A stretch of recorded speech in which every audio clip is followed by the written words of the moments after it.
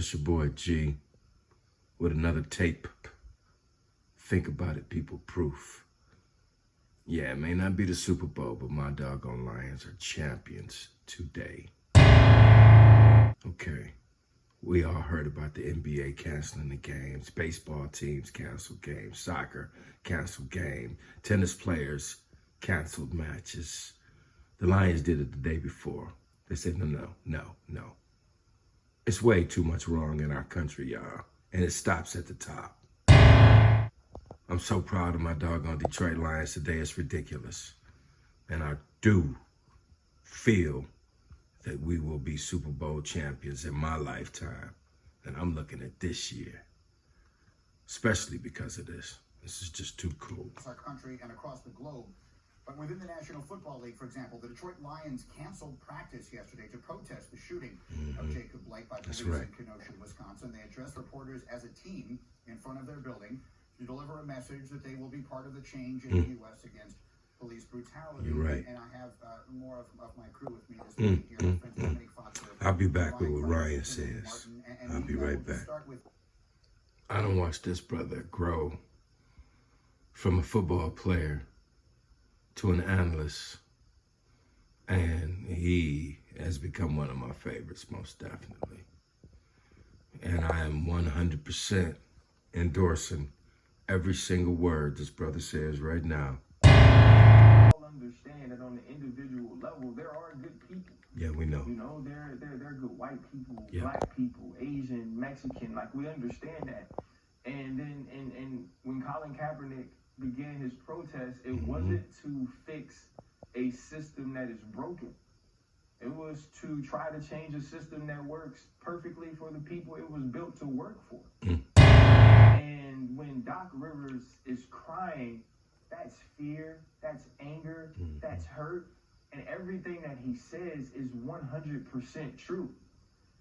He said he should just get to be a coach, but that's not just his responsibility. His responsibility is to coach. His responsibility is to parent. His responsibility is to teach, is to educate not only other young African Americans, but educate America about what it is to be a black man. And it's not just what it is to be a black man. I got an opportunity to speak at a town hall here locally last week, and I was supposed to be one of the speakers that people could listen to and that people could ask questions to, and I ended up moving off the panel to the side to listen to other activists, to listen to other people who have dedicated their lives to pushing the plight of black people in America forward. And what I learned was there is a different level of hurt, of murder, of evil, of discrimination, of racism, just within the black community, right? When you talk about black men get treated a certain way, black women, the most devalued gender or people on this earth, who are always standing for black men, who are always taking care of them, but yet are undervalued or devalued at every opportunity that people get. For black trans women to be dying at an alarming rate, but nobody's talking about it. That's the entire thing. Like, we're just talking about social justice. We're talking about being able to stop a fight and go check on your children. Right? We're not talking about being able to walk into a church in South Carolina and kill 9 black people. We're not talking about being pissed off about having to wear a mask, shooting an AK-47 at cops, and being subdued and taken in for your day at court. Right. See, we don't get those opportunities. And so when we don't get those opportunities, you're damn right we're fearful. But we're also angry. We're also hurt. And when the Detroit Lions get together and they make a protest, because don't get it confused. What the NBA doing is a demonstration, right? Now the organizations have taken control of the demonstrations, of the protests, and now they're saying, we will allow you to do this. Which is why we don't talk about what happens pregame anymore, because what happens pregame anymore, we're used to.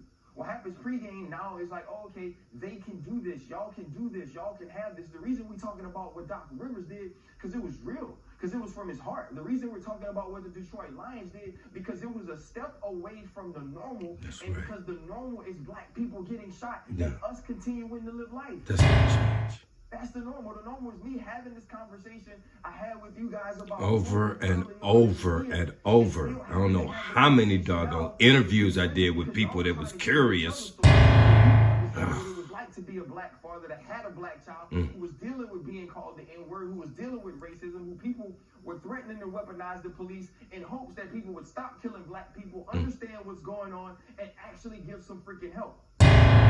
What you ain't seen is that the people that ain't gonna change. Ain't gonna change. And as long as we're in a system that is working perfectly for the people that is supposed to work perfectly for, nothing will be changed. Because see, now that they can control the demonstrations, now that they've quieted some of the rioting, quieted some of the looting, quieted some of the protests, and changed some symbols, they feel like they don't have to change the system.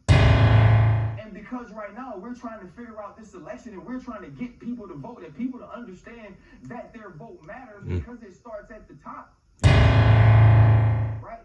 We're getting drawn away from the fact that black people still getting shot. That we're protesting, that things are being set on fire, that we're working to change rules, that the NBA is talking about not playing games. And these people deserve to play their games because they worked their whole freaking life to earn the right to play that game. But they may have to give that up, not so they can be okay, so other people can too.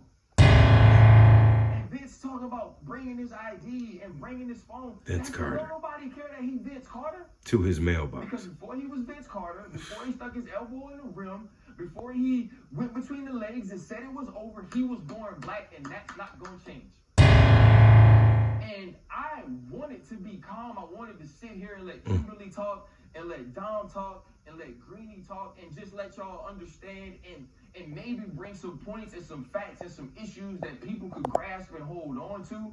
But when we are asking for other people to look at black men so they can feel what black men feel and so they can understand what black men can understand, Dominique put it right. I wonder what it's like to be white. Because being white not only gives you the choice of being an ally, it gives you the choice of whether or not you even want to understand, because you ain't never got to deal with it.